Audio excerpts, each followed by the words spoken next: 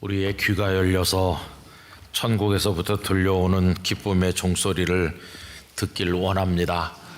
또 우리가 세상에 주님 나신 소식을 울려 전해주는 종소리가 되기를 간절히 원합니다.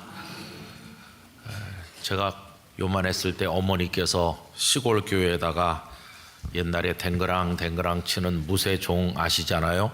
그거를 많이 사서 보내서 그 종탑에 달곤 했는데 꼭 제 이름으로 그걸 하시더라고요.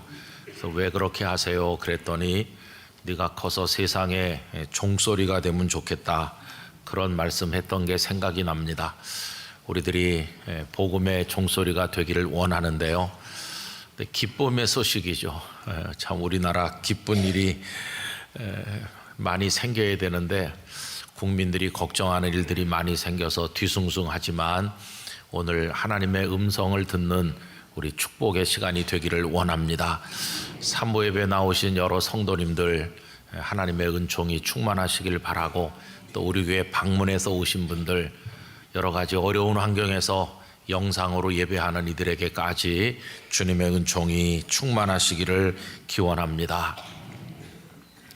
이은상 선생께서 시를 쓰고 현재명 선생께서 곡을 붙인 우리 국민들 모두가 너무도 잘 아는 그 집 앞이라고 하는 노래가 있습니다. 이 노래는 두 절로 되어 있는데 1절은 과거입니다. 오가며 그 집 앞을 지나노라면 그리워 나도 몰래 발이 머물고 오히려 눈에 띌까 다시 걸어도 되오면 그 자리에 서졌습니다. 근데 2절은 현재입니다. 그래서 그 집 앞이 여전히 지금도 서성거리고 있는 곳이기 때문에 이 집으로 바뀌어서 나오고 있습니다. 오늘도 비 내리는 가을 저녁에 외로이 이 집 앞을 지나는 마음, 잊으려 옛날 일을 잊어버리려 불빛의 빗줄기를 세며 갑니다. 참 처연한 노래입니다. 늦가을에 비가 추적추적 내리는데 우산도 받지도 않고 그 집 앞을 지나가면서 빗줄기를 헤아리는 마음이 얼마나 처연하겠습니까? 이 노래가 참 슬픈데요, 이 노래 속에 그 누군가는 용기가 없어서 그 집의 대문을 두드리지를 못하고 지나가기만 합니다. 또 그 안에는 도대체 누가 있는지 모르지만 대문을 열고 달려 나오면 좋겠구만, 나오지 않는 것인지 못하는 것인지 어쨌든 그 사람이 그 대문 앞에 왔다 가면 거리가 가까워졌었다가 다시 그가 가면 멀어지면서 만남이 이루어지지 못하는 슬픈 장면이 떠오릅니다. 여러분, 여기 그 집은 또 그 집 안에 있는 그 누군가는 무엇을 가리키는 것일까요?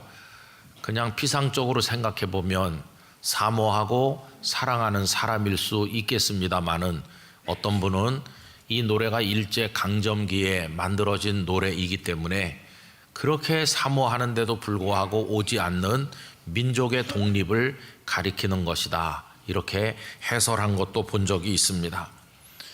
모든 사람에게는 그 집이 있었을 것이고 지금은 이 집이 있겠죠. 그러면서 그 주변을 거닐면서 이루어지지 않는 만남 때문에 눈물을 흘리고 사는 사람들이 많이 있을 것입니다. 그게 우리들의 단절된 현실을 반영하는 말이죠. 우리 성도님들에게는 어떤 그 집이 있으신지 궁금한 생각이 듭니다. 여러분, 오늘의 세상은 만나지 못해서 단절이 심화되는 세상입니다. 과거 어느 시대에도 없었던 소통의 기술은 엄청나게 발전해서 전화가 나온 지는 벌써 100년도 넘었고요. 이제는 인터넷을 비롯한 소통의 기술은 눈부시게 발전하고 있는데 그에 반해서 체온이 통하는 만남은 점점 사라지고 있습니다. 그래서 많은 사람들이 깊어가는 단절 속에서 외로움에 뜬 눈으로 밤을 지새고 있는 게 오늘의 현실입니다.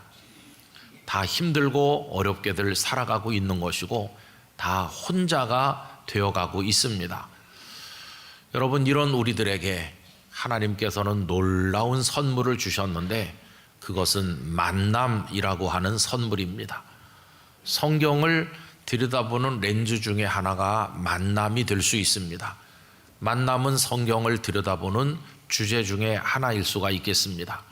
창세기로부터 요한계시록까지를 만남이라고 하는 관점에서 읽어보면 참 어마어마한 만남이 성경에 가득 차 있다는 것을 알게 됩니다. 하늘과 땅이 만나고, 가장 거룩하신 분과 더러운 죄인이 만나고, 크고 위대하신 분과 비천하기 이를 데 없는 자가 만나는, 다시 말해서 하나님과 인간이 만나는 이야기, 그것이 성경의 주제가 되어 있습니다. 여러분, 성경을 이런 눈으로 읽어보면 만남의 이야기가 가득합니다. 일일이 다 말할 수가 없죠. 구약에서 한 사람 예를 들면 사울 왕에게 쫓기면서 오늘은 이 들판, 내일은 저 동굴에서 생명을 장담할 수 없는 고통 가운데서 힘들어하던 다윗을 하나님께서 만나주시고 그를 생명 싸개로 싸셔서 보호해 주시는 모습을 볼 수가 있겠습니다. 신약 성경에서는 그것이 멸망의 길이요 죄악된 길인지도 모르고 그리스도를 핍박하는 자로 살았던 사울이라고 하는 젊은이를 다메섹 도상에서 만나셔서 그를 생명의 길, 진리의 길로 옮기시고 바울이라는 새로운 이름으로 인생을 살게 해주셨던 그 만남도 우리가 떠올릴 수가 있겠습니다. 여러분, 만남을 다른 말로 환원하면 구원이라고 말할 수 있습니다. 하나님께서 만나주신 사람, 달리 말해서 하나님을 만난 사람들은 다 구원을 받은 것이죠. 우리 신앙의 핵심은 하나님을 만나는 것입니다. 우리 영락의 성도 여러분, 하나님을 인격적으로 제대로 우리 모두 만나기를 기원합니다. 그래서 신앙 교육 또한 만남이 이루어지도록 해야 된다고 해서 한때 만남의 기독교 교육이라는 표현이 유행했던 적도 있었습니다. 오늘 저는 대림절 두 번째 주일을 맞이해서 성도님들과 함께 이 만남의 이야기를 나누고자 하는데, 그 핵심은 하나님께서 우리를 사랑하셔서 보내주신 독생자 예수 그리스도께서 이 땅에 오심으로써 주어진 구원의 만남, 그 이야기를 오늘 우리가 나누기를 원하는 것입니다. 성도님들도 많이 알고 계실 정현종 시인의 방문객이라고 하는 시의 앞부분은 다음과 같습니다. 사람이 온다는 건 실은 어마어마한 일이다. 그는 그의 과거와 현재와 그리고 그의 미래와 함께 오기 때문이다. 한 사람의 일생이 오기 때문이다. 이렇게 시작합니다. 한 사람이 오늘 나에게 온다는 것은 그냥 잠깐 왔다 가는 게 아니고, 사실은 그라는 사람이 내게 오기까지 그 사람이 태어나서 성장하고 오늘에까지 이르도록 살아왔던 지나간 수십 년의 과거가 그 속에 들어있는 것이고, 또 그가 나에게 관심과 사랑을 가지고 찾아오는 현재 그의 마음속에 있는 것이 나에게 오는 것이고, 그리고 그가 나를 방문한 이후에 맺어질 어떤 관계를 통해서 그 사람의 일생에 일어난 일, 그리고 나의 일생에 미래에 일어날 일이 있으니까 결국 그 사람은 미래까지도 가지고 오는 것이라고. 그래서 한 사람이 내게 온다는 것은 그의 일생을, 과거, 현재, 미래를 모두 다 가지고 오는 것이라고 시인은 표현을 한 것이죠. 정말 수긍이 가는 이야기라고 생각합니다. 여러분, 예수님께서 우리에게 오신 것 또한 다를 바가 없습니다. 예수님은 즉흥적으로 잠시 왔다 가신 것이 아니라 아주 오래전 과거로부터 준비하셔서 우리에게 오신 분이십니다. 예수님의 오심에는 예수님의 영원 전부터의 모든 시간이 들어있다는 것을 알게 됩니다. 갈라디아서 4장 4절은 이렇게 시작합니다. 때가 참에 하나님이 그 아들을 보내사 여자에게서 나게 하셨다. 여러분, 이 때는 예수님께서 이 땅에 탄생하신 때를 말하는 것인데, 이 때를 정하신 분은 하나님 아버지십니다. 하나님께서 이 때를 정해 놓으시고 그 이전에 오래도록 준비하셨다가 정하신 때가 찼을 때 우리에게 독생자 예수님을 보내신 것입니다. 많은 사람들은 예수님께서 탄생하신 그때야말로 복음을 위한 환경으로 볼 때 최적의 때였다고들 이야기합니다. 설명하는 몇 가지가 이런 내용이죠. 첫째는 헬라어라고 하는 세계 언어가 있어서 길리기아 다소에서 태어난 사도 바울은 헬라어에 능숙했기 때문에 언어적 장벽이 없이 어디를 가든지 말씀을 전할 수 있었던 게 첫 번째고, 두 번째는 모든 길은 로마로 통한다는 말처럼 발달된 해상교통로, 육상교통로가 있어서 복음 전도자들이 빠르게 사방으로 이동하는 것이 용이했다는 것이고, 세 번째는 소위 팍스 로마나라고 해서 거대 제국 로마가 구축한 로마의 평화가 여행객들의 안전을 지켜주었다는 것입니다. 그리고 마지막 한 가지를 더 이야기한다면 로마 제국 곳곳에 흩어져 사는 유대인들, 소위 디아스포라 유대인들이 많이 있었기 때문에 이들은 그곳에 회당을 만들고 살았기 때문에 이방 사람들이 어깨너머로 유대인들의 존재와 그들이 믿는다는 여호와 하나님에 대해서 들을 수 있었고, 그것이 그들의 마음의 기초가 된 그 위에 예수님의 복음이 전해졌을 때 이방 사람들이 복음을 이해하고 받아들이기에 용이했다고 하는 것입니다. 이러저런 환경이 다 갖춰져서 최적기라고 생각되는 하나님이 정하신 그 때가 찼을 때 하나님께서는 독생자 예수님을 우리에게 보내주신 것입니다. 여러분이 때가 차기를 기다리시면서 하나님께서는 오랫동안 우리에게 주신 최고의 선물 독생자 예수님을 준비하셨습니다. 오늘 읽은 본문에도 보면 예수님의 잉태와 탄생이 즉흥적으로 된 것이 아님을 말씀하고 있는데, 오늘 내용은 이런 것입니다. 나사렛의 정결한 처녀 마리아와 씩씩하고 늠름한 젊은이 요셉이 정혼을 했는데 마리아가 잉태하는 충격적인 일이 벌어지게 됐습니다. 그 당시 유대 사람들은 동네 사람들을 다 초청한 가운데 명분을 정하는데 그게 정혼하는 것입니다. 모든 사람들이 보는 앞에서 이 총각과 이 처녀는 이제 부부다 이렇게 선언하는 겁니다. 그러나 정혼을 한다고 해서 우리처럼 바로 살림을 차려서 사는 건 아닙니다. 적어도 1년 이상을 각자 자기 부모 집에 살면서 앞으로 남편이 되고 아내가 되기 위한 마음의 준비를 갖추도록 했고, 이걸 아주 엄격하게 지켰던 것을 알고 있습니다. 그러니 도저히 아기가 생길 수 없는 상황인데 마리아가 잉태했다는 것을 요셉이 알았을 때 얼마나 충격을 받았겠습니까? 근데 천성이 착한 이 요셉은 이 문제를 어떻게 해서든지 조용하게 해결해 보려고 궁리하고 있었는데 주의 사자가 나타나서 그 모든 일의 경위에 관해 설명해 주시는 이야기가 오늘 본문이죠. 여러분 19절 이하를 보시기 바랍니다. 그의 남편 요셉은 의로운 사람이라 그를 드러내지 아니하고 가만히 끊고자 하여 이 일을 생각할 때에 주의 사자가 현몽하여 이르되 다윗의 자손 요셉아 내 아내 마리아 데려오기를 무서워하지 말라. 그에게 잉태된 자는 성령으로 된 것이라. 아들을 낳으리니 이름을 예수라 하라. 이는 그가 자기 백성을 그들의 죄에서 구원할 자이심이라 하니라. 이래서 그 모든 내용을 다 설명을 해 주셨습니다. 그리고 그 다음에 참 대단히 중요한 말씀을 덧붙이고 계신데 22절과 23절은 다 같이 읽도록 하겠습니다. 이 모든 일이 된 것은 주께서 선지자로 하신 말씀을 이루려 하심이니 이르시되 보라 처녀가 잉태하여 아들을 낳을 것이요 그의 이름은 임마누엘이라 하리라 하셨으니 이를 번역한즉 하나님이 우리와 함께 계시다 함이라. 아멘.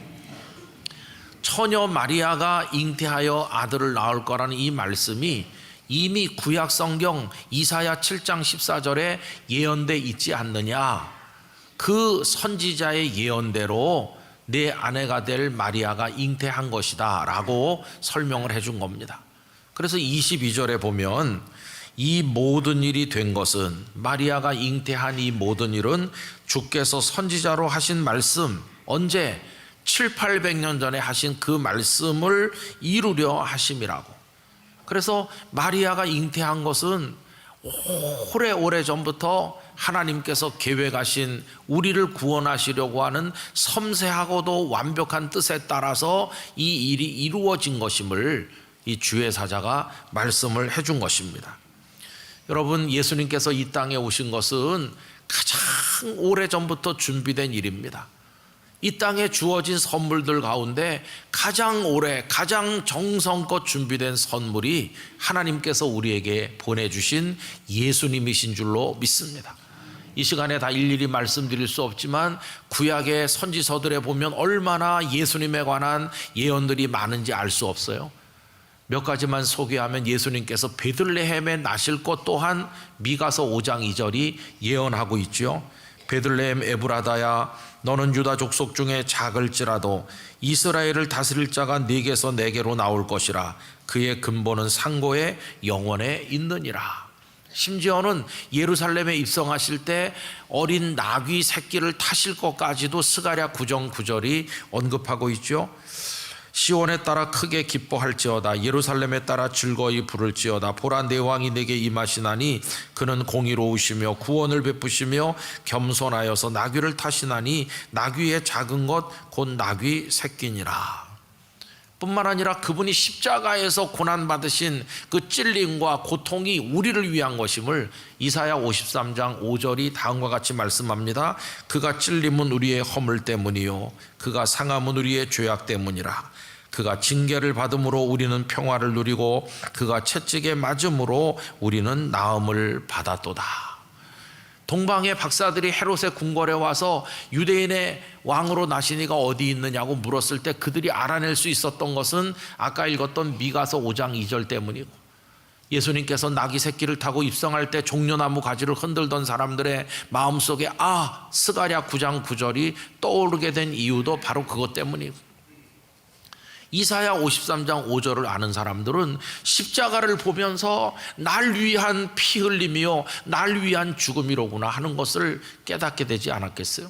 이게 무슨 얘기냐 하면 하나님은 오래전부터 준비하셔서 예수님을 보내신 것입니다. 아까 그 방문객이라는 시에 누가 우리에게 온다는 것은 그의 과거가 온다 하는 말이 이렇게 적용될 수 있는 것입니다. 여러분, 보통의 선물을 받은 우리가 아닙니다. 최고의 선물을 하나님으로부터 받은 줄로 믿습니다. 그렇게 해서 이 땅에 오신 예수님은 현재 어떻게 하고 계시는가? 그분은 맨 앞에 소개했던 노래 가사처럼 우리 인생의 대문 앞을 배회하기만 하시는 분이 아니십니다. 그냥 그 앞으로 스쳐 지나가기만 하시는 분이 아닙니다. 예수님은 이 땅에 오셔서 죄 때문에 부끄러워 고개도 들지 못하고 웅크리고 있는 우리가 있는 그 대문을 활짝 열어 젖히시고 뛰어 들어오셔서 우리를 꽉 끌어 안아 주신 분이십니다. 그러면서 말씀하시기를 울지 말아라. 내가 왔으니 나의 평화를 너에게 준다. 모든 너의 죄는 사해졌고 이제 너는 내 품 안에서 내 사람으로 산다. 이렇게 말씀해 주신 것입니다. 우리 눈에 눈물을 닦아주시고 우리의 무거운 죄의 짐을 벗겨주신 우리 주님이십니다. 그래서 그 예수님은 지금 우리와 함께 임마누엘, 하나님이 우리와 함께 계셨다, 계실 것이다가 아니라 지금 계시다라고 하는 현재 진행형으로 주님은 우리와 함께 계신 줄로 믿습니다. 그 선물을 지금 우리가 누리고 있는 중인 것입니다. 저는 일찍 올라와서 여기 앉아 있으면서 우리 성도님들이 들어오시는 모습을 봅니다. 제가 들어와 앉을 때는 한 절반 정도나 자리에 앉으셨을까요?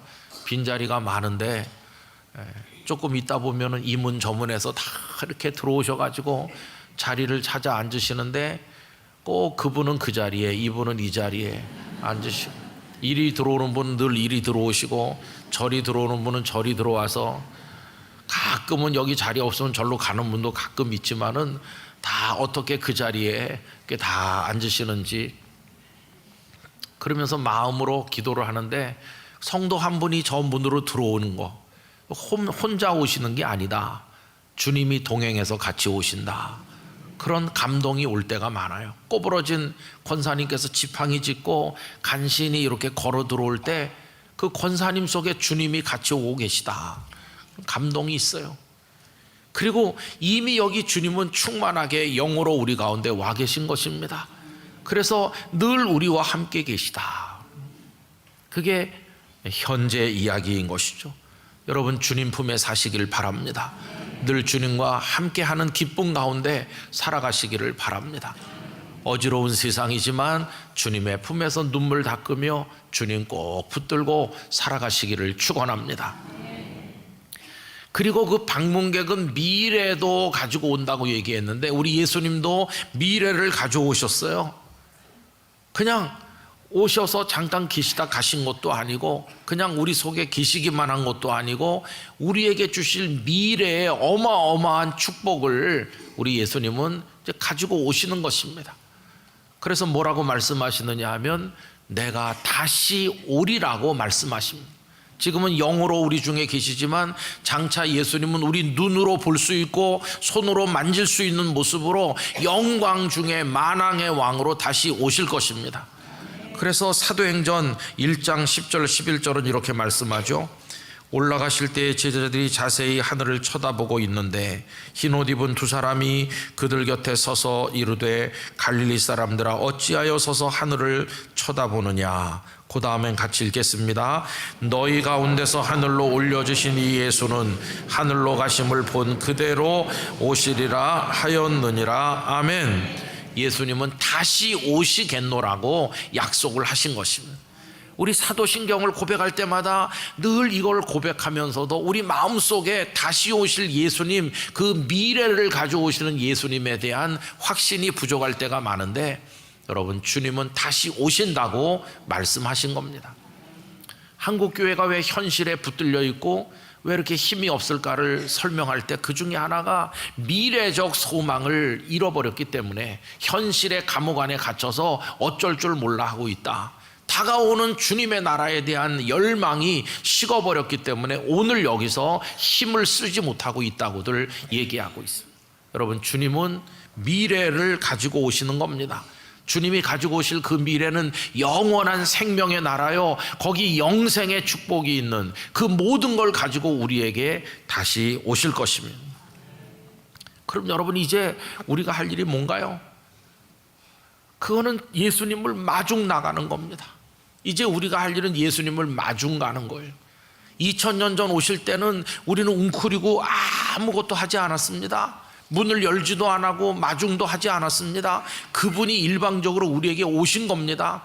그러나 이제 그 예수님 안에서 죄 씻음을 받고 하나님의 자녀가 되고 구원받은 우리, 이제는 계속 그렇게 있으면 안 되고 다시 오신다고 그랬으니까 이제는 예수님 영접하듯 마중 나가는 삶을 우리가 살아야만 된다는 것입니다. 여러분, 예수님을 마중하는 삶을 살아가시기를 바랍니다. 예수님을 마중하는 삶은 어떻게 하는 것일까? 우리가 예수님을 이제 만날 텐데 두 가지 중에 하나의 방법으로 만날 겁니다.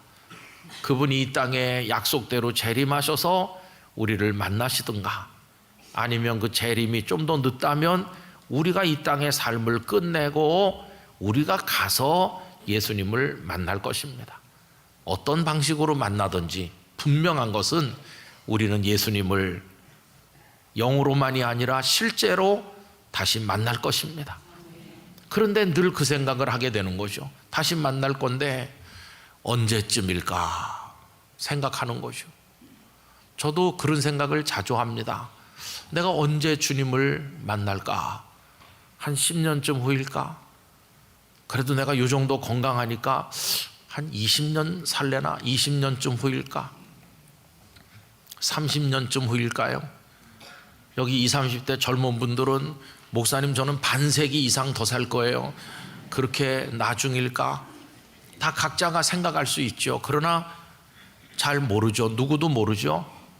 그래서 하는 말이 오늘 밤일지도 몰라 라고 우리는 말하는 거죠. 언제쯤일지 아무도 모르나 그 언제가 우리에게 틀림없이 있을 거 아닙니까?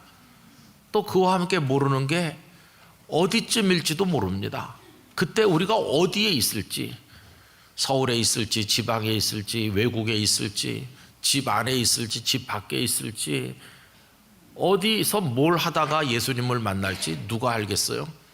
그래서 오늘 말씀의 제목을 언제 어디쯤일까? 그런 생각을 해보는 거죠. 근데 우리가 알 수 없어요. 언제쯤일지도 모르고 어디 있다가 만날지도 우리는 모릅니다. 그러나 상관없어요. 뭐 언제여도 괜찮고 어디 있다 만나도 괜찮아요. 그러나 한 가지 간절한 소원이 있다면 그것은 가만히 앉아서 맞지는 않겠다는 거예요. 달려가서 마중하듯 달려가서 예수님을 만나고 싶다는 소원이 우리 마음속에 있다고 하는 것입니다. 여러분, 마중 나가서 만나시기 바랍니다. 마중 나가서 만나는 게 뭘까요? 초대교회 선배들에게 배우는 거죠. 우리 초대교회 선배들이 로마 제국 안에 사는데 그 삶이 아주 팍팍하고 고단하고 힘든 것이었습니다. 그들과 임마누엘 하셔서 함께 하셨던 그 주님과 더불어 살아가는 삶이 행복했고 기뻤고 늘 찬송하고 감격하긴 했지만 그들이 그런 은혜와 복을 누리는 대가는 혹독하였습니다.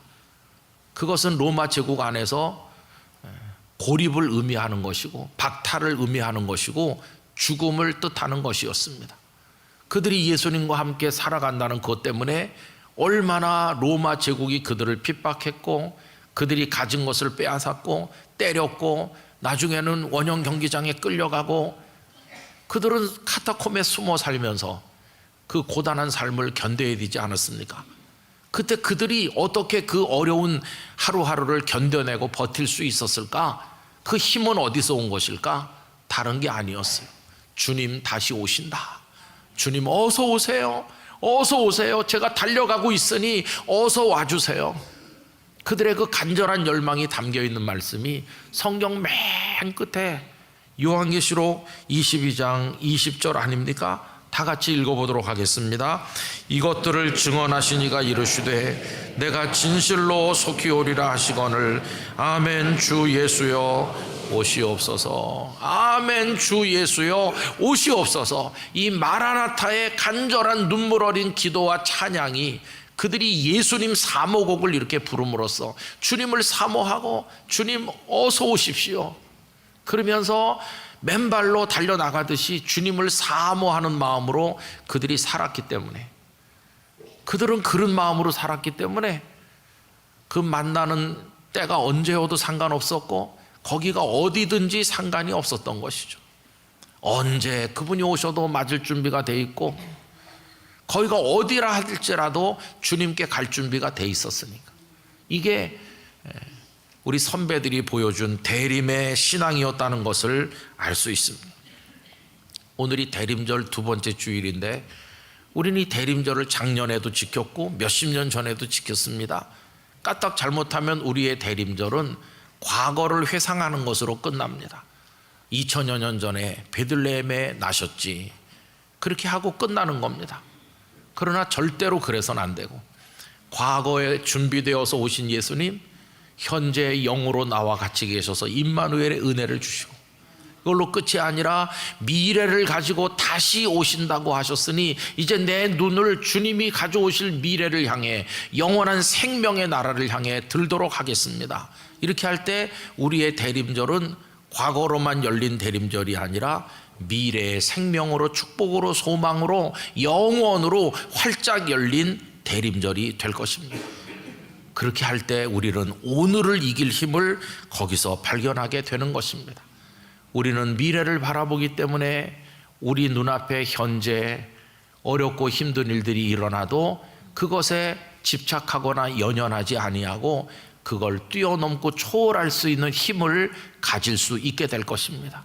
세상이 우리를 힘들게 하고 정치가 우리를 마음 아프게 하고 경제가 우리 주머니를 비게 만들고 그리고 질병이 우리 육신을 쇠약하게 하고 가치관이 무너지는 이 사회 현상이 우리로 하여금 가슴 아프도록 만들고 심지어 내가 사랑했던 이들까지도 내 마음을 고통스럽게 하는 일들이 계속해서 일어나는 게 현실이지만 그 모든 일에 일희일비하지 아니하고 당당할 수 있는 것은 우리가 다시 오실 주님을 바라보며 미래를 향해 주님께 마중 가듯 달려가는 믿음을 가지기 때문인 것입니다.